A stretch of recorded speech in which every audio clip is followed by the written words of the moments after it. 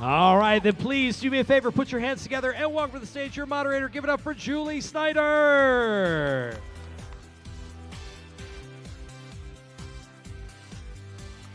Y'all, what an absolute pleasure to be here with all of you, but I know you are not here for me. So let's please welcome to the stage our Emily Rose, Elena Fisher, Nolan North, our Nathan Drake, and Richard McGonagle, our Victor Sullivan, our Sully.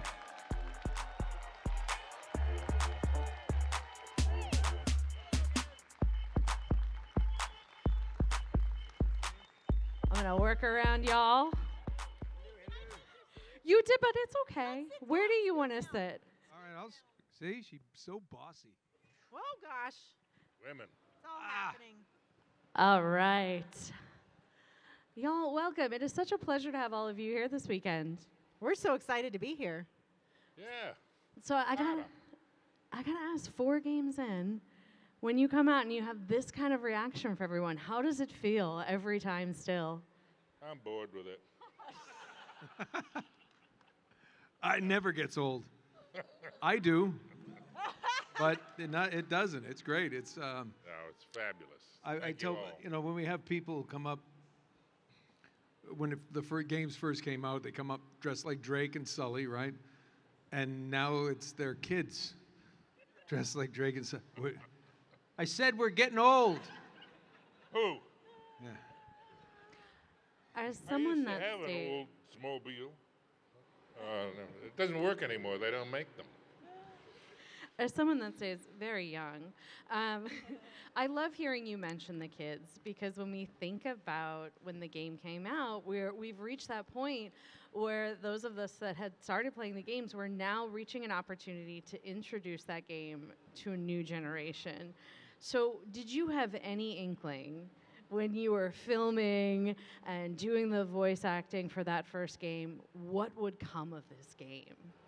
We had absolutely no idea. I mean, you're so excited. At least I'll speak for myself, but so excited just to get an audition, and then I didn't get the part. But then to read for auditions, so I was like, I'll read for auditions, and then to end up getting a part, and then for there to be technology behind it, and for people to accept it, and for it to blow. I mean, we just never could have expected any of it. I had no idea. I was just so thankful to be working at the time. Yeah. We first of all, when we did Uncharted 1, it was Uncharted. We had no idea it was going to be Uncharted 1 of 4.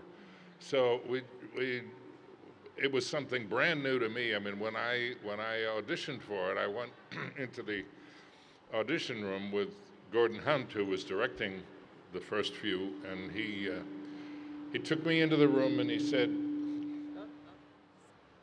You got to get away from your groin. all the metal.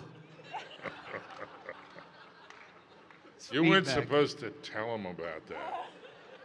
I went to the same doctor. Gosh, this is what I had to deal with. Still This- happening. This is how the magic was made. This is literally how they make the sausage. Anyway, we were. She said sausage. I did.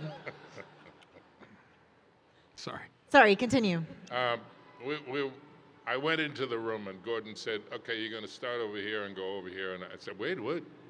This is a game, right?" And all the games that I had done before this, you're standing by yourself in a booth and you're reading the script. Do each line 3 or 4 times. And he said, "Yeah, it's motion capture." Motion what? I didn't know what motion capture was. And he said, "That doesn't matter. Just pretend it's a scene in a movie or a TV show." Okay. I walked out of there. I was so thrown. I walked out of that audition and I called my agent and I said, "Well, forget that one." And 2 weeks later, "You got a call back." Oh. And then I went and met this guy, and you were reading for us. Mm-hmm. And the rest was. It was this unfoldment of the best experience in my entire career. I had more fun doing this game this series of games with these guys and Amy, and it was such a gift. So I'm eternally grateful to Amy Hennig, and that I got to meet all these guys and work with them. That's my story, and I'm sticking to it. And Emily, I read you were cast in the game fairly soon out of college, yeah? Can you talk a bit about your audition experience, particularly coming right out of school and going into this video game world? Yeah, so I'll make it as quick as I can. I got my graduate degree from UCLA in acting, and Gordon Hunt was my audition teacher.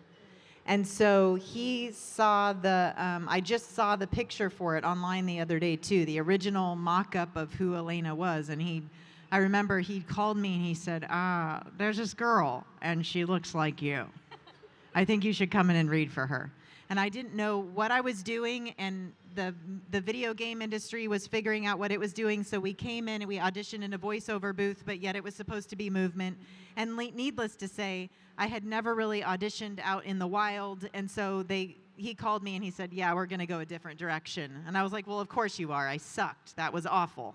And he said, but I really want you to come in. Would you be up for reading across from everybody? And I said, of course I would. I mean, he was my audition teacher. He's like, I think it would be really great for you to sit across the table and watch all these auditions happen. So I got to watch all of the guys come in and all of the girls come in.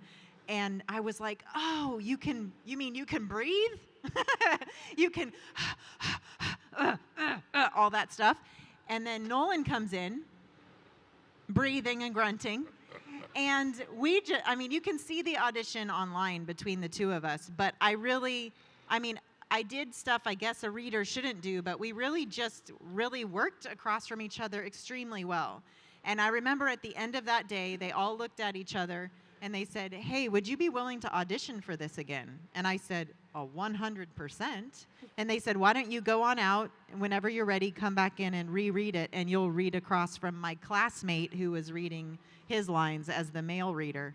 So I got to read across from my classmate with my audition instructor in the room and Amy Hennig and all the guys there, and they called me later and cast me for that part after having been a reader, and it changed my life. Yeah. It was great. Yeah, the audition process that they've described, it was unlike anything we had done. But the one thing I tell people about that was amazing for me, growth as an actor, was starting with Uncharted 2, they had people come in and read opposite me. Rather than have a reader, they would come in. So I actually got to help cast 2 and 3. And I learned something very valuable. And anybody, if there's any young actors out there, or old actors, it was amazing to be able to read across from people. And I learned that everybody was good. Nobody blew it. Nobody was, oh God, what's he even doing here? Everybody was good, but everybody, on every character, you'd turn around and it was Josh Scher, Taylor Kurosaki, Amy, and Gordon, and I. And we turn around, I was like, we finish everybody, I'm like, well, it's Graham, right? And they're like, oh yeah, 100%. Claudia Black, well, that's Chloe. I can't describe what it is, but the people who read for Chloe, they were all great. They were really, really good. But she was just the right fit. And it was very eye-opening for an actor to be able to sit on that side of the table. And, you know, nobody made mistakes, you know. There was one who came, I think this was for Golden Abyss, actually. Somebody came in the full outfit. You don't have to do that. Don't do that. Don't ever do that. No. And I'd only seen it one other time, and on camera I read for, like, I know it wasn't Chicago Fire, but it was a TV show about firefighter. And there was a guy, this is a time when you'd go into the audition room and you got your sides and you're waiting to go in, and I walked in, and these guys are all kind of, I'm in there, sign in, and I sit down, the guys are like looking, shaking their head, laughing. Do you believe that? I mean, I'm like, what are they talking about? And the door opens, and a guy walks out in a full firefighter's outfit. Like there was a fire in that office he had to go put out. And he walked out, and he said, "Good luck, guys." And he walked out, and everybody, the door closed. These guys started howling. And then the casting director walked out of the room. She said, "We're going to just need a few minutes." And she was wiping tears. They were all, don't dress the part. Let wardrobe do that after you get the job.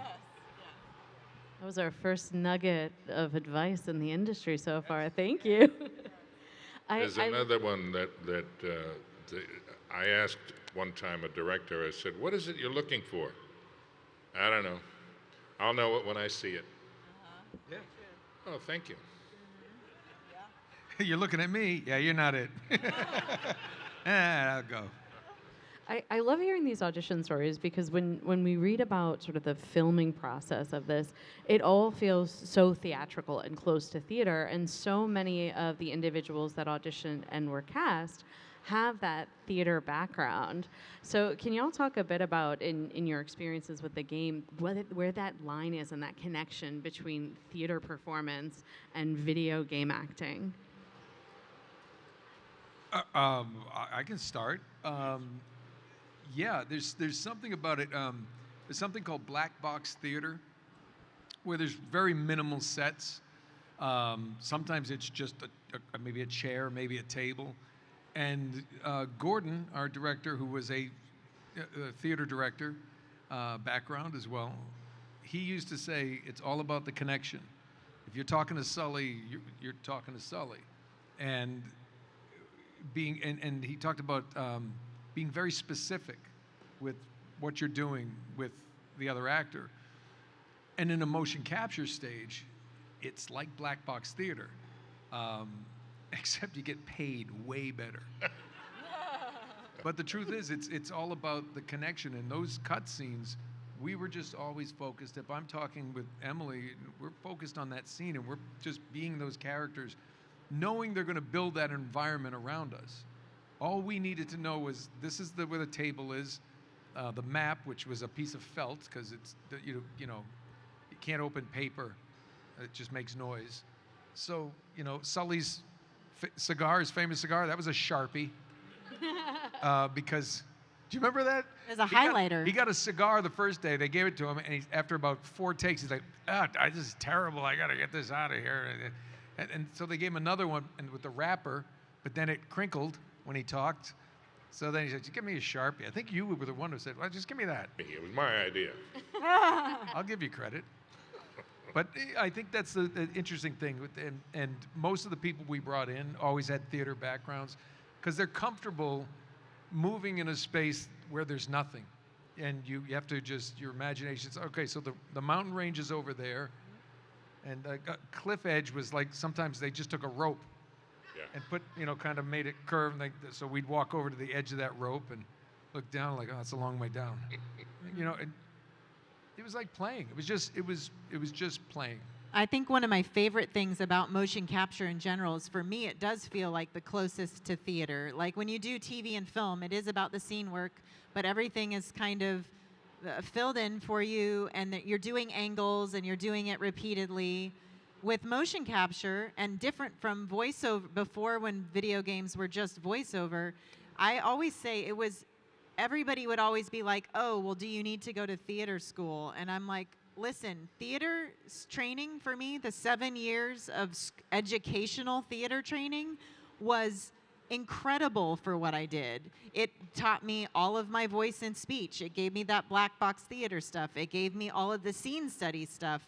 And the cool thing about motion capture was we would go from the beginning of the scene to the end of the scene. You're being filmed all the way around. It was very much about your vocal performance, but yet you needed to be very simple and real and grounded. A lot of people make the mistake with like video games, like, oh, it needs to be this big grand movement. No, it needed, I think I was speaking with somebody today at the table about how cinematic it is. It was so great with Uncharted and what we were able to do in those film scenes, because we actually got to have these really simple, personal scenes that weren't just like in the jungle with like skulls falling and bloody things and naked zombies or whatever.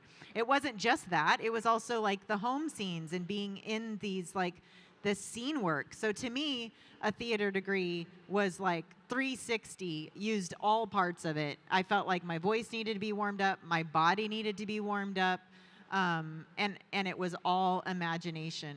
It was so close. It was the closest thing to theater than just theater, in my experience. And I was just remembering, I saw a thing one time where it had a lot of different famous actors ask the question, what advice would you give to an up-and-coming or working actor? And one of them was James Cagney. I'm not sure how many of you know who James Cagney was, but he was a famous movie star of the 20s, 30s, 40s, and 50s. But he said, it's very simple. You go out there, first of all, you know your lines. You go out there, you look the other fella in the eye, and you tell him the truth. That's simple. I love that. Thank you. So I also read that you would get the script from the writing team, but there were some opportunities for you to collaborate on some of that dialogue and sort of contribute as well.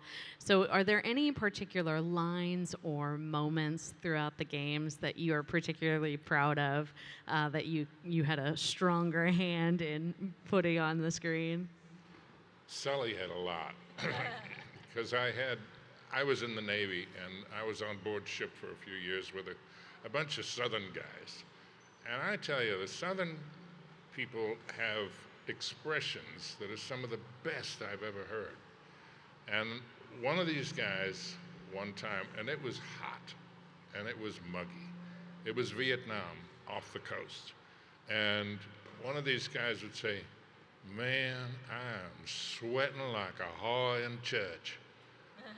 And when we were doing that scene, that line came to me, and I said it.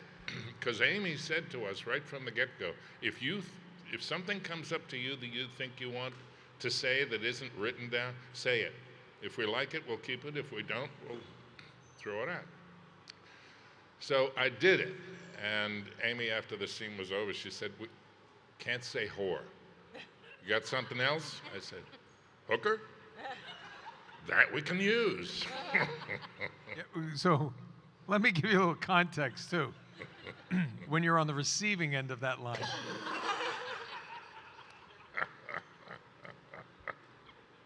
It was just on the page, it said, God damn, it's hot. Come on, we got to keep moving. Gameplay. We always would do that at the end. We'd be like, and gameplay. Gameplay, like the Halo guys. So get that. That's the page. That's what I'm expecting. I'm looking around. I'm like, I think it's over that way. God damn, it's hot. Come on, we got to go. I think it's over that way. Nate, I'm sweating like a hooker in church. And I just saw, you could see in everyone's peripheral, everybody goes, that. And I don't know, it's like, I don't know what happened at that moment. I just turned to him and again, this is what happens when you're really listening and doing. I just went, you brought a hooker to church? And, Why not? Yeah, why not? And I'm like, come on, we got to go. And Amy was like, yep, we're using that. And I just remember we did that. And yes, the first time he did it, we spent like a whore in church. I was like, you brought a whore to church? Yeah. And then she was like, we can't say whore. So we did have to do it again. But I remember hearing that for the first. So when you just don't expect that, it was everything in my power not to laugh. But I was just like, it played so well because I literally was like, I looked at him like, what the hell did you just say? And out came, you brought a hooker to church? Why not? Yeah, it was we had a bunch of moments like that. I will say this, though. Sometimes we can get too much credit for ad-libbing little things. Amy was incredibly collaborative, but 95% plus was on the page. She's a brilliant writer. And the one thing that we did that I've never done for all the games I've done is we always did the motion capture on a Friday. Thursday would be like 9 to 1, and then we'd have lunch. Where it's just a table read. where we would just the Thursday And we morning. didn't have an entire script. She would just so you know, we never were given the entire story. It was these sections. Yeah, sections of scenes, and we would sit at a table and have some breakfast and coffee, and we would read the script through, then again, and then, well, wait, Sully, you know what? What if Sully says that, and I take his line? She's like, oh, I like that. Let's move that. And Elena, what do you? And Emily be like, well, you know, I think, can I say that? She's like, yeah. And then we would go and rehearse it on the set, just in our street clothes. So when we came in Friday morning and got all set up, we were ready to go.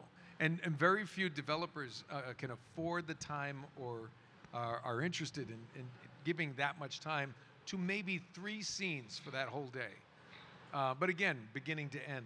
So I mean, it was the best job I ever had. But I think also, obviously, you know, when you guys all, I'm sure, experience this, when you're working with friends or people that know you or you have a relationship with over a period of time, there's a vocabulary you develop, whether it's about hookers or not. But there's a vocabulary you develop that allows things to go even quicker. So I feel like when we moved on to those later games, Amy was writing, we were sitting around the table, we were collaborating, but then there's things like you get the finale, like the ending of some of these games, and she would, you know, just variably say, you know, I have some ideas, but also what do you think? Let's just do one for fun. Let's do it for you. And because you know each other and you're so comfortable, you're able to do these like trust falls with one another and the entire crew that you've developed a rapport with. And that's how the clowns line came about at the end of, on a scale of 1 to 10. Keep your tears in my jar. Yeah, I keep your tears in a jar. We did that one take. It was that one take? We did one take. She said just action, and we had to walk. We had to time our walk because you run out of space. And there was a rope. Remember, that was a rope where that was the, you know, at the end of Uncharted 2, that whole thing was, and I remember, I think I looked at you and she's like, you want to go or you want to go? I said, just go. And she just went, and she came up with it. Well, we came up with, like, on a scale of 1 to 10, yeah. How afraid were you that I was going to die? A 4. A 4. Well, what's a, you know, I don't know, whatever it was. And you said clowns. And I said, clowns? Yeah, over horrible. my death? You were crying. Clowns are terrifying. Exactly. All of that. And she kept it. And that's incredible testament and trust, I think, also for her. Yeah. To give that even to us was a gift. And it just was, I don't know, it was a beautiful, I loved it. It was beautiful. The best. The cutscenes of these games, they're so cinematic. I mean, you could watch all those cutscenes together and it would still feel like a film. I want to talk about Elena because as a woman playing video games, that character was incredible to see, and I know that it meant a lot to you to play, as I heard you describe her, a normal girl. So can you talk a bit about your representation of Elena? I think for me it was a real, again, I kind of walked into a lot of my acting career, like, first of all, I never thought I would get to act. Second of all, I get these incredible jobs with these amazing people, and I'm just kind of like, la-da-da-da-da, little tiny, like, I won't tell this entire story, but small little smidgen is I bought a car off of Craigslist from a Naughty Dog employee before I even ever knew what Naughty Dog was. And I was driving around LA with a Naughty Dog license plate on the back of my car. So that to me was like a little God wink that I was exactly where I was supposed to be. All of that being said, Amy Hennig, when she talked to me, she had a really incredible foresight. She's like, I want this girl to be like an independent journalist. You know, like there's this thing called YouTube. And people are creating their own channels. And I was like, yeah, sure, okay, whatever this is. So I just didn't know. But then she kind of said, listen, there's Lara Croft from Tomb Raider when she was talking to me, right? But she's very sexualized. And she's very much this woman, and I want Elena to be the girl for all the other girls. The girl next door, the girl that is the best friend, the girl that is the one that is up for it, that can do it. And when she said that, I was like, oh, wow, what an opportunity, you know? And I don't think I realized what an incredible gift that was to be able to portray her until probably 4, when I saw the impact that she was having on female gamers, that character. Yeah. So, And you know what? yeah. You know what else is great? Yes, absolutely.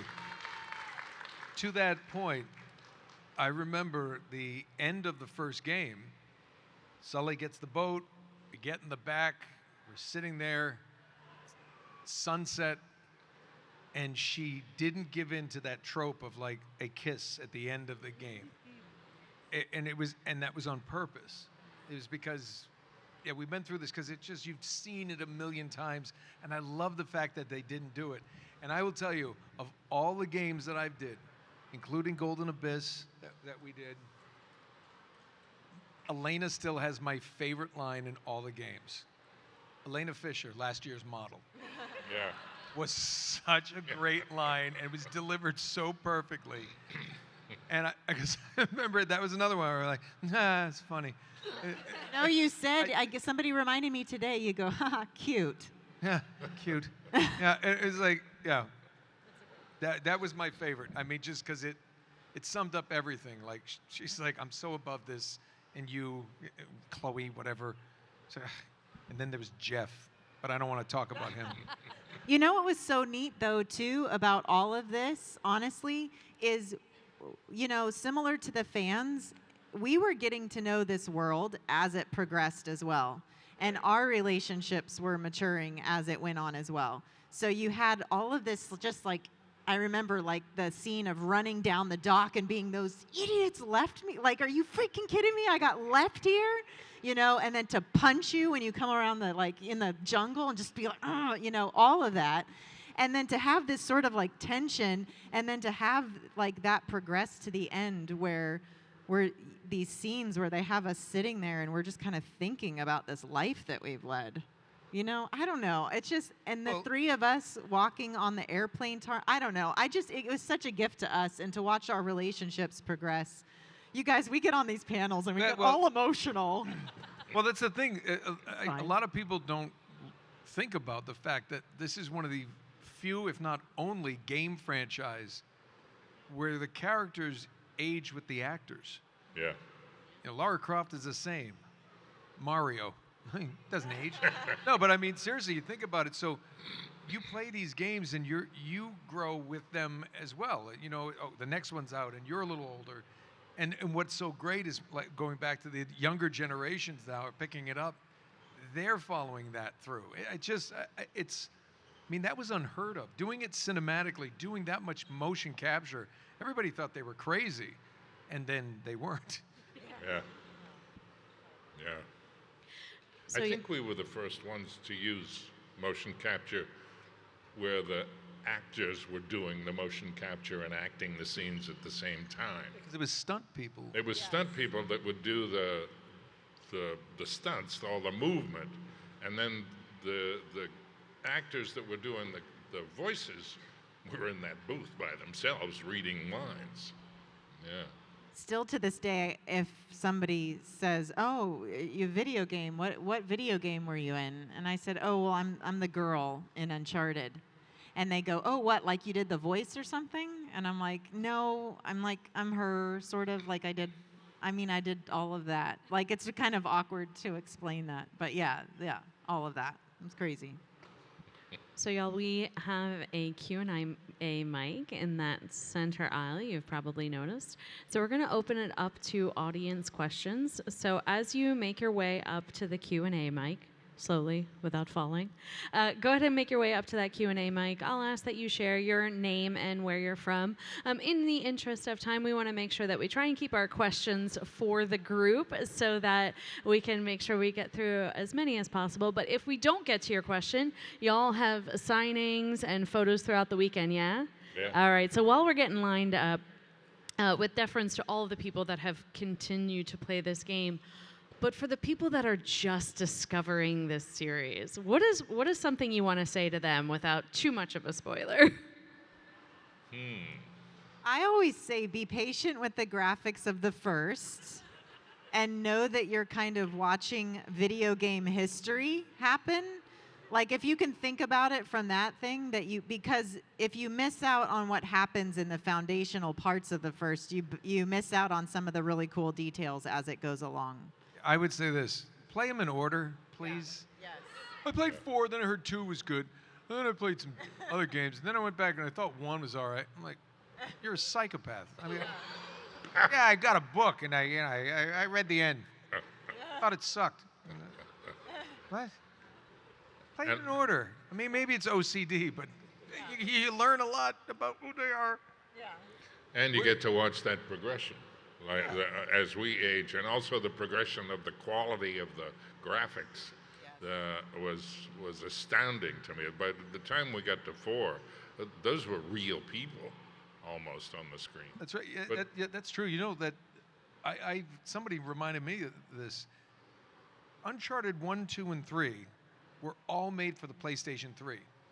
So if you play that first one and then you get to the third one, you're like, whoa. And the only real difference that we did with the 4th game was facial capture. We had the helmets on with the facial capture. The hand-animated facial expressions for 1, 2, and 3. And if you play 1, and then by the time you get to the end of 3, you're like, wow. And that's just a tribute to Naughty Dog and the people who made the game. How much they learned about the capacity and the ability of that processing unit. And I don't know what any of those words mean, but you can Google that. It's amazing. They are I so good at remember their being job. there when they were super excited. They were like, guys, we figured out how to get the jeans to stay wet after they're in the water. Then they like- dry in real time. Yes, I'm and like, then it, cool. yeah, awesome. How do you do that? Well, I don't know how to explain it. Just, Well, and people, like what Richard said, people connect with the humanity of these people. I remember Amy used to make fun of the way I ran. And I was like, really, Amy? I'm like, because I'm not a stunt person. She's like, just watch the way she runs. I'm like, what's happening here? Yeah, constant. Anyway, questions. And don't feel bad if you have a hard time playing these games. I can't get through more than about 15 minutes, and I'm dead. And then I'm dead. no. And I'm dead. No, I'm dead. Sully just goes, Nate, no! Uncharted 3. Hi there, welcome. What's your name and your question? My name is. Sorry about that. Oh, that's okay. There's a little bit of a feedback, so My name is Dylan, and thank you for the autograph. And before I ask a little the question, closer. A little closer. closer. Little Before closer. I ask the question, I just want to say, Nolan, congratulations on your return as Deadpool in Marvel ToeCon. Oh, thank you. yeah. Right, about time, right? But the question is, it's been almost 20 years since the Uncharted franchise started, and it's been exactly 10 years since it ended. How do you feel to be a part of such a legacy?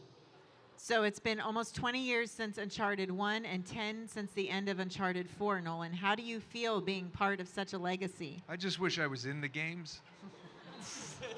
Well, like we said before, it's amazing the fact that we're still relevant, and it's you know, I remember when my kids were born, I couldn't wait for them to see Raiders of the Lost Ark, Aw. and I have people tell me like, oh, when my son gets older, my daughter gets older, she's gonna play Uncharted, and you're like, wow, really? I can't wait for her to be old enough to play. They're almost there, and they've seen me play, and you know, they're like 8 or 9, and they're dressed like Drake, and they can't wait to get out there and do it because it's amazing. I just think, you know, it's an honor. It's amazing, and you're all part of that because we wouldn't be here if you guys Yes. didn't have the love. I mean, you can't. I don't want to, you know, be all Pollyanna, but you mean a lot. You know, you guys mean a lot, Yes. and what you've done for us too. So thank you. Yeah. Thank you so much. Ditto. Thank you. As you make your way up, we've got a little bit of feedback, so it may feel like you shouldn't, but get close to that microphone. Hi, my name is Rafael. How's it going? I just wanted to ask, you know, Uncharted was a really big part, really helped get you guys noticed. I was wondering, is there any franchise or adaptation that you would still want to, you know, act for? Is there a movie franchise that you'd like to be a part of, or an adaptation of a book or a show that you would want to be a part of? I'm still bitter I never got to be part of Band of Brothers. You know, the TV series. I'm a World War II European theater freak. I just went to Normandy. I got to go to D-Day in Normandy, and yeah, it was special. I mean, and that show was. I had crappy agents at the time, and they didn't even get me a read. That's my bitter pill. What do you want to be part of that you weren't? The list is long. I was going to say that. Like, there's scroll. I would love to do a Western. I want to do something on horseback desperately. And then also, similar to Nolan, I have a dream of doing a female pilot thing. So that's what I would love to do. I'd like to do anything. Just call. I'll probably say yes. Thank you. Thank you. Let's go over to this line here. What is your name and your question? Hi, I'm Drew from Pensacola. Uncharted 5, question mark? Oh, from your mouth to God's ears. Wouldn't Yeah. that be? Yeah. You fans are powerful. That's all I have to say. Please make it known. Please. Emily, maybe you just get the license plate that says Uncharted 5. Will that in the universe? Anybody want to 3D print me a license plate that says Uncharted 5, make it happen? Go for it. Sully won't be running quite so much. Might have a wheelchair. I'm not sure. Thank you. Solely in a scooter on the tarmac. And a nurse. A young, hot nurse. That's- She gives me a bath.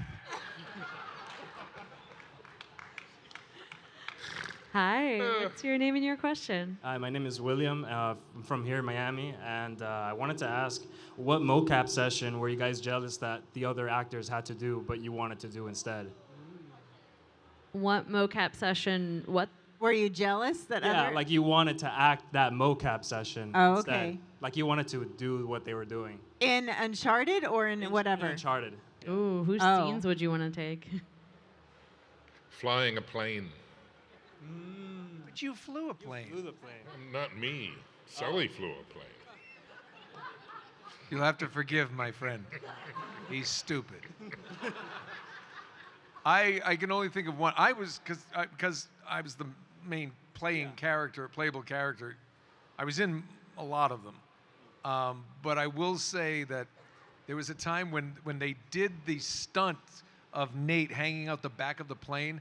I begged Amy to let me do it. I said, that'll be so much fun. She goes, you don't want to do that. I said, I wanted. She said, you're not going to do that. I said, I really want to do it. And I wouldn't leave her alone. She said, I'll tell you what, we're going to do it on Wednesday. I made that day up. I think it was a Wednesday. We're going to do it on Wednesday. Come on down. The stunt guy's going to be up there. And if you watch what he does, and if you really want to do it, I'll let you do it. I went down there. He was holding onto a bar. He had Popeye forearms. They had one guy in a corner yanking on this cord so his body would go up and down, and then a guy in the opposite corner yanking on a different cord, and so it would go side to side. So when they did it together, he was all over the place. It took about 3 minutes. I went, yeah, I don't want to do that. He makes me look good. That's true. That's true. And I went down there saying, I'm going to suit up. Let's do this. And it was just like, oh, that's horrible. I think physically at the very beginning they had us doing all of the physical moves of all the like running and pacing. And there was one time I remember, now that I know what they are called, that had us doing these huge box jumps, and they would start as small and then bigger and the big, like CrossFit box jumps essentially. And I remember doing that at the beginning, but later on I did not do that as much. Well, also one, because I was pregnant for some of it.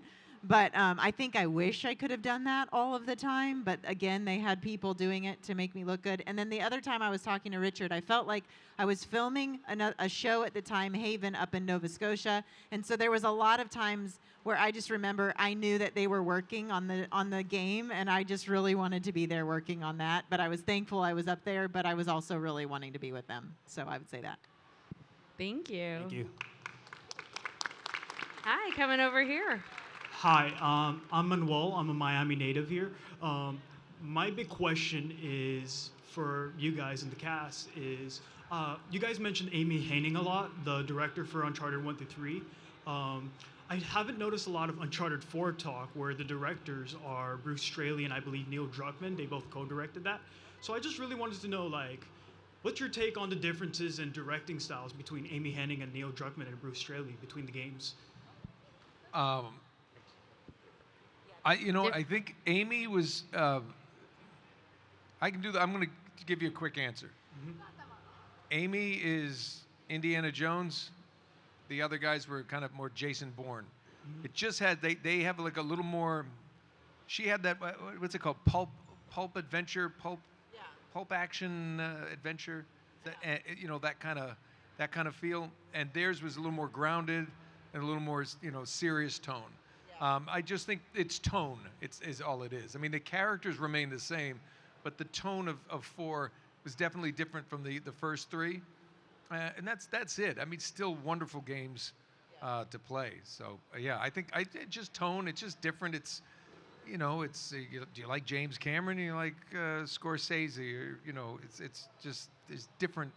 There's just nuanced differences. Every director is going to be different because they've got their personality, their vision of what they want. And we are, to use a kind of gross analogy, an old friend of mine used to say, we're just meat puppets, man. We just do what they tell us. So that we do. We follow the direction that we're given. And Nolan was right. The short answer is Nolan was right. Nolan's always right. The other thing, just to also mention it, Gordon Hunt had passed away by the time Uncharted 4 was starting. Yeah. So the direction it's going to be different than on the 4th game. So, it's just the Amy's style was a little different as a creative director than Neil and Bruce. But it was always going to be different because we didn't have Gordon anymore.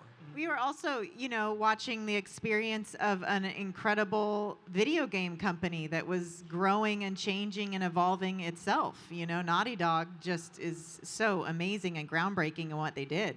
And then they were also responding with Last of Us and what the fans wanted and were responding to. And so it was kind of a different era, all of us growing up with this new technology of it wanting to kind of move more towards this, like, serial kind of cable-esque feeling, and that's what we were responding to as well. So that's kind of the tone I felt. I kept wanting to be like, do I get to be funny?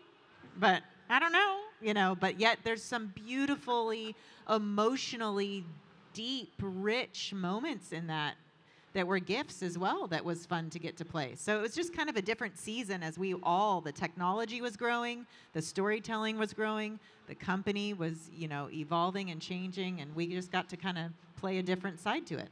Yep. And I was getting older. Hi, what is your name and what is your question? Hello, my name is Brandon and I'm a Miami native. A question for all 3 of you. What do you consider to be your favorite action scene from the series? Ooh, favorite action scene from the series.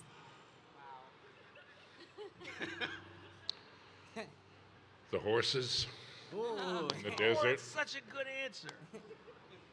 Horses. To make, I mean, I don't know whether you've seen the video of the motion capture that we did that they were animating on, but we were on essentially. There wasn't even saddles, I don't think. No. We got saddles. It was a sawhorse, wasn't it? So yeah, it was kind of a sawhorse that was raised up. So we had a one box that would be where we stepped, that would have been the stirrup, and getting up on these things and getting seated in the saddle and getting the reins and getting ready to go, and then taking the horse over and getting out of there, and all while we're doing dialogue. And that was just fun. That was the most fun thing about this whole series. It was like being a kid again, out playing with your friends in the yard, because everything was made up. Where you were was made up. What you were wearing, what your scene mates were wearing, what, I mean, we would look at a roll of gaffer's tape that was supposed to be some incredible piece of ancient art machinery. Oh my God. And you had to, you know, you just saw it in your head and you just did it. We got, in my experience, I got one of the greatest exercises in imagination on that series. Yeah, and if you're just talking about what I enjoyed doing, the horses were great. I had so much fun jumping onto the train when she's driving the Jeep. Yes. But my favorite visually to watch is I think the opening of Uncharted 2 is the best opening of any game, film, TV show I've ever seen. I think for me, it was one of those, in Uncharted 1, they had built this whole big belly of a plane. So I remember like opening and closing. That like, was the our big, first thing we did, too. Yeah, the big lids. Like, it's funny. Those are like the sense memories I have. Then there was also this huge, like, semi, like, gasoline truck or something that I had to, like, it was for this action sequence, and we had to, like, crawl up it and get into it and be like, scooch or whatever. That whole, like, anything like that, scooch, like anything where we were climbing, it's exactly like what Richard was saying. Like, you know how you go in the backyard and you, like, build this, like, you try to build this really cool tree house and you want it to function? It was like somebody was paying us and had paid to build a tree house, and we just get to show up and act in it. And we grab, you know, highlighters and cameras, and it just was so much fun. And you didn't hit your thumb with a hammer. Yeah. Thank you so much. Thank you. Hi there. Hello, I'm Giovanni from Fort Lauderdale, Florida. My question is, with the series having ended as it did, if it were to return, what would you guys as actors want to see explored, or what would you like to be a part of in any future installment in the franchise? Ooh, where would you want to see your characters go if we have a return of the game or in the series? Like what adventure? What kind of?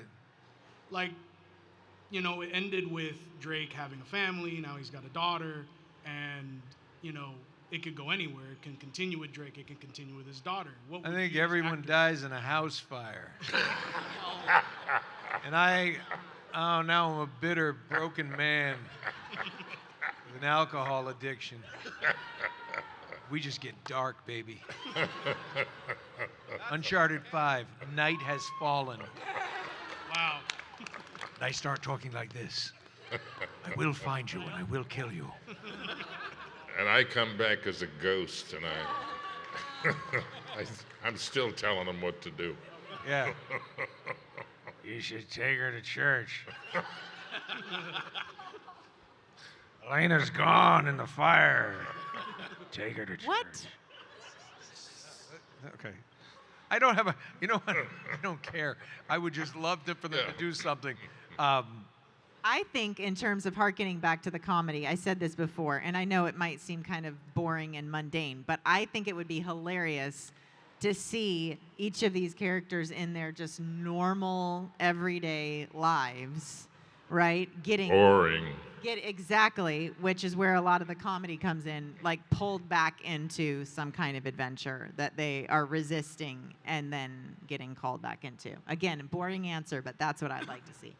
I want a buddy adventure with Sully and Cassie. There you go. Yes. A Cassie and Sully buddy adventure. Do I still get to be on the box? Of course. You'll be in the game. I just want some sort of dialogue and patter between those two. Thank you. Hi. Hi, I'm Ryan. I'm from Toronto, which is from Canada. Come a little closer to the microphone. So I have a question. Did the three of you had a hard time with like the motion capture and like some lines that you had to redo a couple times or anything like that in particular? Well, we always had bloopers. We always, you'd make a mistake here and there, do something. But, like I said before, we rehearsed a lot. And as an actor, you don't want to be the person who shows up and doesn't know their lines. Not a good look. Yikes. So we be on, but I'll give you one. in Uncharted 3, when young Drake is running around and he gets cornered, Billy Younger played young Drake, and we would step into roles and play like some of the thugs chasing him down, and I'm the character who walks up, I'm like, just close your eyes. And I raise the gun to him, and then Sully shoots me from behind. So he shoots me, and then he has to go over. It's a very touching moment because Nate has the gun, and he's scared. And he goes, give me the gun, kid. Give me the gun. And he takes it, and he threw it, and it landed on the back of my head. And it really hurt because the guns are just solid plastic, but they're designed to be the weight of that gun. So when you're running around with it, if it's a 9mm, it's actually measured to weigh the same as a 9mm. So it doesn't. So in your hand, you're not going, hey, this is a gun. Oh. It's not a feather. I remember doing that, and I just remember it hitting me. And he kept going with the scene because he didn't see it. He didn't do it he threw it over his shoulder. And I just heard Amy go, ooh. And I just laid there thinking, I might pass out. But I'm not going to move. Ow. He goes, did I get you? I'm like, I heard Amy. She was like over there. And I'm looking at the kid, and I hear her go, ooh, and I go, but I keep going with the scene, but in my mind I'm going, ooh, what? And I didn't want to look and see what ooh might have been until afterwards. And he's over there, and when the scene is over, Amy and a couple of other people run over to him, and you all right? Are you all right? I come back and I said, what? Did I hit you? He goes, did I hit you? I'm like, you think? Big pop knot on my head. Thank God I was laying face down. I remember in the later games we had these face cams that came right here, and I was so used to not working with those face cameras.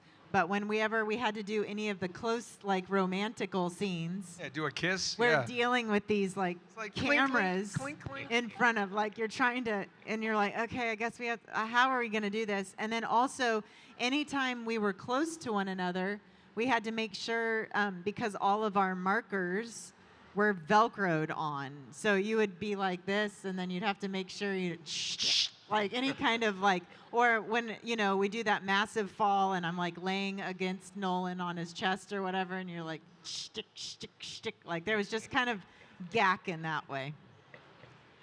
Thank you so much. Hi there. Hi. No.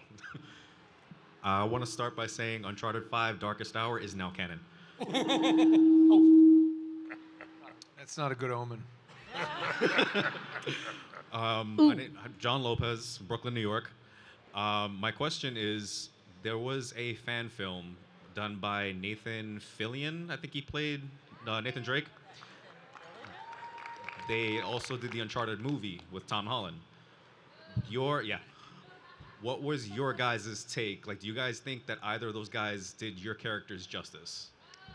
When you see your characters on screen. I didn't see it. I will admit to professional, not jealousy, but, well, all right, maybe it is jealousy, but I didn't want to see somebody else doing me. Very fair. My creation being defouled by some inferior actor. Sorry. I'm a friend of Nathan's, and I got to see it, and I thought he did a great job. I mean, I gave him one note. I said, but he jumps up and he goes, "Kitty got wet," and he hits a guy, and I'm like, and he goes, "What? What's wrong with that?" I'm like, "It's Kitty got wet," and he goes, "No, I don't think so," and I'm like,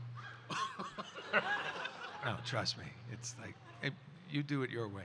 But yeah, but it was fun, and I got to do the cameo, and the best part of that was the fact that it was October 2020, middle of the pandemic, and they said, "Can you be in Barcelona by Friday?" And I'm like, "I will go to Topeka Get me out of my house before I kill everyone and the dogs. It was the middle of the pandemic. I had been locked away for months, and I'm like, yes, I'll go anywhere.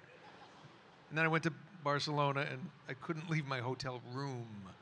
It's like, oh, Barcelona's pretty.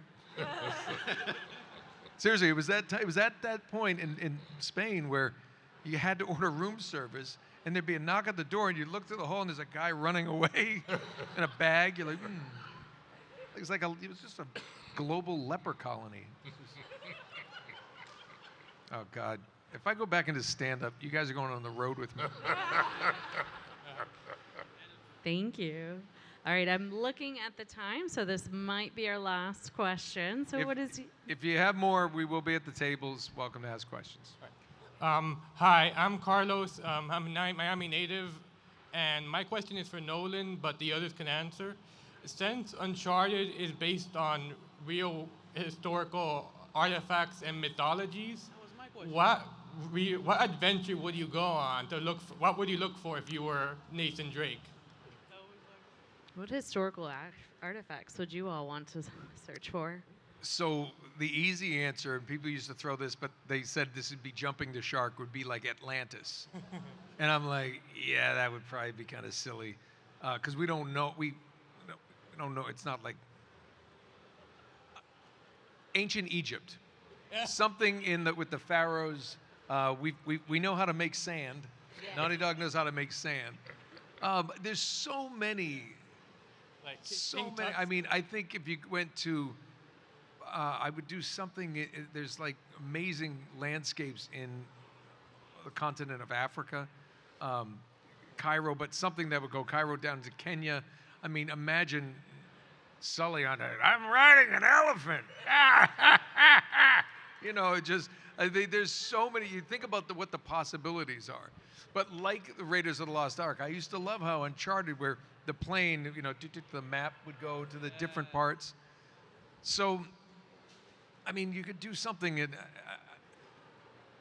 What Naughty Dog used to do is think about what the landscapes would be and what would the set pieces look like. The desert in the Rubal-Khali Desert, getting these ships that turn over in the dockyard. Scotland in the fourth game. So Tibet. I mean, I can go on, but I just think there's something with pharaohs that they're still finding things today because that the sand is covered up. It'd be amazing. And I'm fascinated by the Egyptian and the Atlantean. But we don't know for sure, but the Egyptians obviously were there. Atlantis, they're not too sure about, but I think it was. I think there's a lot more going on here than we even can possibly imagine. And I think the Egyptians really found a lot of incredible things that could be done by means that we don't understand. I mean, how did they move those big pieces of stone around? Logs, yeah. Rolling them in logs. I don't think so. Anyway. No, that's how they did it. Oh no, somebody's been watching Ancient Aliens. It's true stuff, man. Or we just, go up and we start a camp in Maine. Oh yeah. Uncharted camp. What's up, kids? Uncharted. Yeah, Uncharted. Uncharted. Uncharted 5. Uncharted, the senior edition. Uncharted 5. We're going to Newberry. Who's not charted their pants? Uncharted. Uncharted in Hyannisport, Cape Cod. Emily, Yeah. I think you gave us the closing line of this panel. Yes. Thank you. Thank you. I want to thank all of you for your time and your brilliant questions, and especially the three of you for your time with us today. Thank you. Thanks, everybody. Emily, Richard, and Nolan, everybody. I'm Julie. Have a great rest of your con.